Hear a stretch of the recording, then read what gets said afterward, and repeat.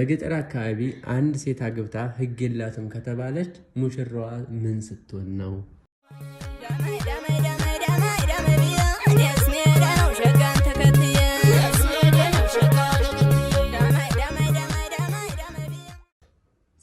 ሰላም እንዴት አላችሁ? ዛሬ እንግዲህ የጥያቄና መልስ ጊዜያችን ነው።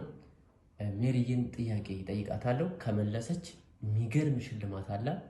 ካልመለሰች ደግሞ እንግዲህ ምንም ማድረግ አንችልም። ጥያቄው ምንድነው ለምትለው በገጠር አካባቢ ወይም በድሮ ጊዜ የሚደረጉ ክንዋኔዎችን ነው መጠይቃት። ከአንድ እስከ 5 ጥያቄ አለ። ከአንድ እስከ 3 ራሷን ችላ ከመለሰች ኦኬ ሽልማቷን ትወስዳለች። 4 እና 5 ደግሞ ለእናንተ ነው። ምንድነው ጥያቄው እንግዲህ አብረን የምታዩት ይሆናል። አብራችሁን ቆዩ። እስከ 3 ምረጭ እስኪ። የመጀመሪያ ጥያቄ የምጠይቅሽ 2 እሺ 2 እሺ ሰርግ በተሰረገበት 3ኛው ቀን ምን ቀን ይባላል? ሰርግ በተሰረገበት ለምሳሌ ዛሬ ነው አይደል? የሰርጉ ቀን ዛሬ ነው አይደል? ለምሳሌ ሙሽራውና ሙሽሪት የሚጋቡበት ቀን ዛሬ ነው አይደል? የመጀመሪያው ቀን ማለት ነው እንበል እና ከመጀመሪያው ቀን 3ኛ ቀኑ የምን ቀን ይባላል? ዲያስፈረሳ። ትክክል። በጣም ጥሩ ትክክል ናት አይደል? አካባቢ አንድ ሴት አግብታ ህግ የላትም ከተባለች ሙሽራዋ ምን ስትሆን ነው? ህግ የላትም? አዎ አንድ አስወስደው መታለች። ምንን አስወስደው መታለች? ድንግሏን አስወስደው መታለች። የላትም። በፊት ተመልሷል። ይሄንንም ኤክስ ከሆነ በእኛ በጥያቄ አውጪዎች ማለት ነው። የሁሉም የሀገር ባህል እኮ ይለያል። አሁን የኛ አካባቢ የሀገር ባህልና የሌላው ቦታ እኮ ይለያል። አዎ ጥያቄ የሚያወጣ ነው እንግዲህ በእኛ አካባቢ ወይም ደግሞ ባደግንበት በእኛ አካባቢ ያለ ሰው እንደዛ ነው። ድንግል የላትም ነው። አዎ እርግጠኛ ነሽ? ታላትም አላት። ሀሳብ አልቀየረም። እሺ ሁለቱንም ጥያቄዎችን መልሳለች። እሺ አንደኛውን ሶስተኛው ጥያቄ ሶስተኛውን ማርከው መልሻለሁ። አንደኛው አይደለም ሁለተኛ ነበር የደረሰሽ። ሁለተኛ መረጥሽ። የመጀመሪያ ጥያቄ ከ1 እስከ 3 ምርጫ ይሰጥሻል። ከዛ ሁለተኛ ተጠየቅሽ። ሰርግ በተሰረገበት 3ኛው ቀን እንዳስፈረሰ አልሽ አይደለ? ከዛ በገጠር አካባቢ አንድ ሴት አግብታ ህግ የላትም ከተባለች ደግሞ ድንግል አይደለችም ወይም ደግሞ ድንግል የላትም ብለሽ እንትን ብለሻል። ኦኬ ስለዚህ 3 4 እና 5 ናቸው የቀሩት። 4 እና 5 አንደኛ እኮ አልተጠየቀም። አንደኛ በገጠር አካባቢ አንድ ሴት አግብታ ህግ የላትም ይሄ ነው። 3ኛ አልተጠየቀም። 4 እና 5 አልተጠየቀም። 3 ተጠየቀሽ። 3ኛ ጠይቅሻለሁ። 4 እና 5 ደግሞ የሚሆነው ምን አለ መሰለሽ? ተመልካቾችም ኮሜንት ላይ ያግዙሻል። አንቺ ካላውቅሽው ማለት ነው። እንዲሁም ከአንቺ ሽልማት ላይ ደግሞ ያንቺ ሽልማት ይቀርና ለኮሜንተሮች በቃ እነሱ ሽልማቱ ለነሱ ይሆናል ማለት ነው። እሺ 3ኛ ጥያቄ በድሮ ጊዜ ለትልልቅ ድግሶች ከአንድ ሰፈር ወደ ሌላ ሰፈር እንደተውሶ ማለት ነው ከአንድ ቤት ወደ ሌላ ቤት ከአንድ ሰፈር ወደ ሌላ ሰፈር ከአንድ ቀበሌ ሌላ ቀበሌ የሚዋዋሱት ዕቃ አለ። ለምን ይውላል መሰለሽ? ጠላ ለመጥመቅ ይውላል። በቃ ለአረቂ ይሆናል። ትልቅ ነገር ነው። ከሸክላ ነው የሚሰራው። ምን ይባላል? ጋን።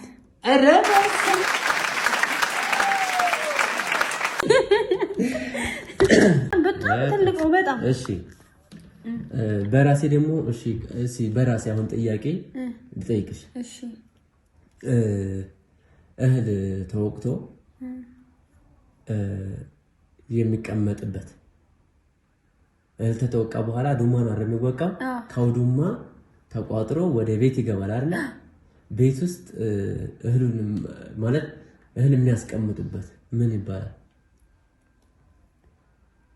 በኪሽ አምጥተው እንትን ይሉታል። ከምን ይሰራል መሰለሽ? ፍንጭ ልስጥሽ አሁን። ከምን አራወኩት። ጎተራ።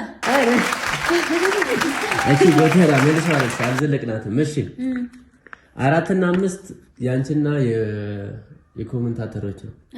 እሺ 4ኛ ጥያቄ ኮረዳ ማለት ምን ማለት ነው? ቆንጆ። ኮረዳ ማለት ቆንጆ ሴት። ትክክል።